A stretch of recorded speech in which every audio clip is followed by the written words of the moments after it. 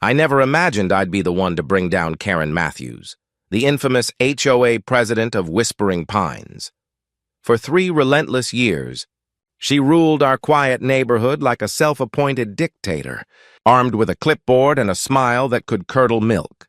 She measured lawns to the quarter inch, matched mailbox colors to approved eggshell number 7, and sent violation notices for the crime of existing, slightly outside her definition of perfect. But even I couldn't have predicted just how far she'd go, or how spectacularly she would fall. It all began the week my sister and her family moved in with me temporarily while their house was under renovation. My nephew Ethan, 11 years old and sharp as a tack, was born with cerebral palsy and used a wheelchair. He was one of those kids who never let his challenges define him, always smiling, always figuring things out. To make things easier, my brother-in-law and I installed a small, removable aluminum ramp over the 2 steps leading to my front door. It wasn't fancy or permanent, just a simple way for Ethan to come and go freely. The next morning, the doorbell rang at exactly 7:30 a.m. When I opened the door, there she was, Karen Matthews in all her glory. Her platinum blonde bob was perfectly in place, designer sunglasses perched on her head, clipboard pressed against her chest like a badge of authority. "Good morning," she said, wearing that tight-lipped smile she used whenever she was about to ruin someone's day. "I noticed you've made an unauthorized modification to your property." I blinked, still half asleep. "Excuse me?" She pointed, manicured finger extended like she was calling out a crime scene. "The ramp. It's not on the approved structures list for front entrances. Article 7, Section 12 of the HOA bylaws clearly states that all exterior modifications must be reviewed and approved by the Architectural Committee. You'll need to remove it immediately." I took a slow breath, trying to keep calm. "Karen, it's a temporary ramp for my nephew. He uses a wheelchair. He's staying with us for a few weeks." She adjusted her clipboard, scanning it like it held the answer to life itself. "I don't see any approved accommodation requests in your file. You'll need to submit Form 34B along with architectural drawings, material samples, and a physician's statement. The committee meets on the first Tuesday of next month." I stared at her, stunned. "You're joking, right? My nephew needs access now, not a month from now. This is a reasonable accommodation under the Americans with Disabilities Act." Karen's eyes narrowed behind her sunglasses. "The HOA predates ADA requirements," she said coldly, "and our bylaws take precedence. You have 48 hours to remove the unauthorized structure, or you'll be fined $50 per day." And just like that, she spun around and strutted down my walkway, clipboard in hand, leaving me speechless in the doorway. That afternoon, I sat down and did my homework. And guess what? Karen was completely categorically wrong. The ADA applies to HOAs, no matter when they were founded.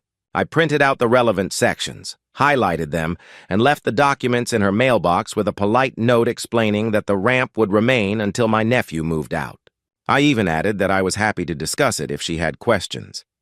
The next evening, I came home from work to find a bright yellow violation notice taped to my door, with a $200 fine. The offense? Nuisance correspondence in a non-approved mailbox receptacle. Apparently, dropping documents in Karen's mailbox was also a violation of HOA policy. I laughed at the absurdity, but only for a moment, because 2 days later, on a calm Saturday morning, Ethan wheeled himself into the kitchen, tears streaming down his face. "Uncle James," he said softly, "someone took my ramp. I can't get outside to play with the other kids." I froze. "What?" I rushed to the front door, and sure enough, the ramp was gone. Not moved, not misplaced, gone. Through the window, I could see neighborhood kids playing street hockey, laughing in the morning sun, the very game Ethan had been so excited to watch all week. My blood boiled. I didn't need to guess who was behind it. I carried Ethan down the steps and set him up where he could at least see his friends play. Then I stormed down the cul-de-sac toward Karen's immaculate white colonial, her fortress of control, complete with symmetrical hedges and perfect garden flags fluttering like victory banners. I rang her doorbell 3 times. She finally appeared, dressed in a pristine tennis outfit, though I'd never once seen her touch a racket. "Where's the ramp?" I demanded, skipping any small talk. Karen crossed her arms, face calm and smug. "I had it removed. Section 23 of the bylaws grants the HOA remediation rights for unauthorized structures. You were given notice." "That ramp is my property," I said, my voice shaking with anger. "You stole it." "Where is it?" She sighed like she was the one being inconvenienced. "The non-compliant item has been disposed of. If you continue this hostile behavior, I'll have to report you for creating a disruptive environment." "That carries a $500 fine." I stared at her in disbelief. "Karen, that ramp cost $800. More importantly, my disabled nephew can't leave the house without being carried. This isn't just cruel. It's illegal." She smiled, that smug little twist of the lips. "I'm simply enforcing the bylaws you agreed to when you moved in. Perhaps next time you'll follow proper channels before altering the exterior aesthetic of our community." That was the moment I decided to change tactics. "You know what, Karen? You're right. I should have followed proper channels. And now I will." I took out my phone and raised it. "Smile for the evidence photo." Her confident expression faltered. "What do you think you're doing?" "Documenting the person who committed theft," I said evenly, "and violated federal disability law. The police will appreciate having a clear picture." I snapped the photo and turned to walk away, leaving her sputtering in disbelief on her perfect little porch. "You can't prove anything. The police don't care about HOA matters." Karen's voice echoed down the street as I walked away, but I wasn't heading to the local police. Not yet. Instead, I went straight home and called an attorney who specialized in ADA compliance law. The moment I explained the situation, he practically lit up. "This is open and shut," he said confidently. "Destruction of medical equipment, theft of property worth over $500, and a willful ADA violation. She's looking at serious consequences." That was all I needed to hear. The following Monday, I took the day off work. At exactly 9 a.m., two things happened simultaneously. First, Karen received a certified letter from my attorney, detailing every federal law she'd violated.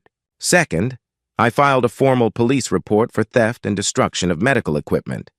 By noon, word had spread, and 3 other families in Whispering Pines came forward with their own horror stories of Karen's discrimination against residents with disabilities or medical needs. Apparently, I wasn't the only one she'd targeted. Karen's response? She called an emergency HOA meeting for that very evening. Usually those meetings were ghost towns, just Karen and her 2 loyal sidekicks rubber-stamping whatever nonsense she proposed.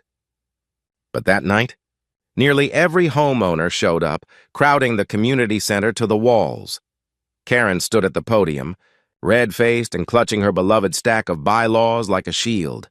"We have a resident," she began sharply, glaring right at me, "who is trying to circumvent our established procedures. If we allow one unauthorized ramp, next thing you know, people will be painting their houses purple and parking commercial vehicles in their driveways." The room murmured, half in disbelief, half in irritation. When she finally paused, I raised my hand. She hesitated, clearly dreading it, before nodding stiffly. "I'd like to address the board," I said, standing. "Specifically regarding the theft and destruction of medical equipment from my property. A federal crime." Karen's face turned from red to deep purple. "That's a lie," she snapped. "The HOA has remediation rights." I held up my phone calmly. "I have security camera footage showing you and the association's maintenance worker removing the ramp at 6:15 a.m. on Saturday." That wasn't entirely true. But the look on the maintenance guy's face said everything I needed to know. "I also have the purchase receipt," I continued, "ADA documentation proving its necessity, and written statements from 3 medical professionals explaining how removing it endangered my nephew's mobility." The room went utterly silent. Karen looked around for backup, but even her usual allies couldn't meet her eyes. One studied his shoes. The other fidgeted with a pen like it might save him. I wasn't done. "Additionally," I said, "I've spoken with the district attorney's office about pressing charges for theft over $500, destruction of medical equipment, conspiracy to violate civil rights under color of authority, and violations of the Fair Housing Act." The crowd gasped. Then a woman from the back stood up. "My son has autism," she said. "Karen fined me for putting up a sensory swing in our backyard, called it an unsightly play structure." An elderly man raised his hand. "She made me remove the handrail I installed after my hip surgery. Said it didn't match the community's design standards, and just like that, the floodgates opened. One by one, neighbors stood and shared their experiences. Stories of fines, threats, humiliation, all at Karen's hands. Every tale is more outrageous than the last." Karen banged her gavel repeatedly, shouting for order, but no one cared. Finally, the maintenance worker stood, pale as chalk, and stepped up to the microphone. "For the record," he said nervously, "Ms. Matthews instructed me to remove the ramp and take it straight to the landfill, so it couldn't be recovered." He turned to me, regret on his face. "I had no idea it was for a disabled child. She told me it was abandoned junk." A collective gasp rippled through the room. Karen's mouth opened, but no words came out. 2 days later, I was in my front yard installing a new, sturdier ramp when a police cruiser rolled slowly down the street. It stopped right in front of Karen's house. 2 officers stepped out and knocked on her door. I couldn't hear their conversation, but a few minutes later, they escorted her out to the car, not handcuffed, but clearly under direction. Neighbors peeked out from porches and windows, whispering.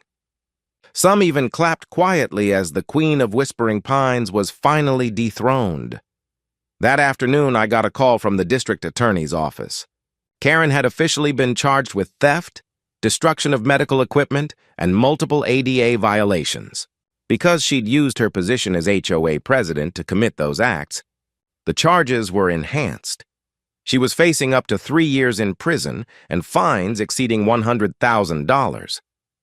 The DA explained there was a plea deal on the table: 6 months of house arrest, 5 years probation, full restitution for the ramp and additional damages, 200 hours of community service working with disabled individuals, and a lifetime ban from serving on any HOA board. That evening, as the sun set over Whispering Pines, I helped Ethan roll up our brand new ramp.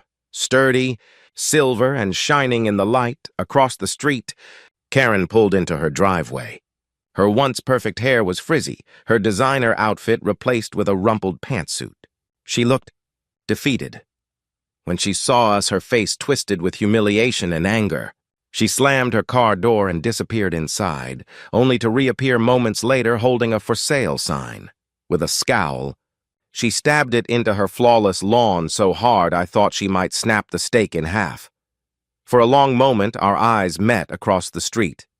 And for the first time, I didn't see arrogance or superiority in hers. I saw something else: fear. Karen Matthews, the self-proclaimed ruler of Whispering Pines, who had terrorized neighbors with fines, threats, and rigid rules, had finally learned that the law didn't bow to her clipboard, and for the first time, she was the one trembling in its shadow.